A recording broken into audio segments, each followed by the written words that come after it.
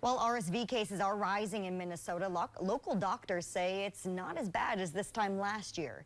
We saw a record number of RSV cases in the state last year, and doctors say that could be the case again if we don't recognize symptoms and take action.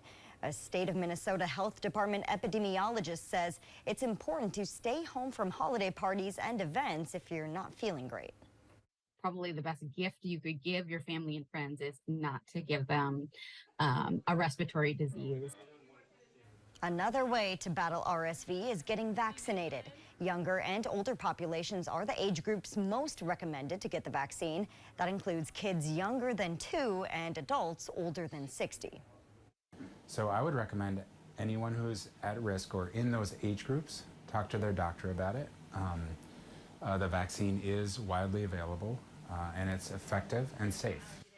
COVID and flu cases are also going up in the Northland. COVID booster and flu shots are still available and encouraged to help stop the spread.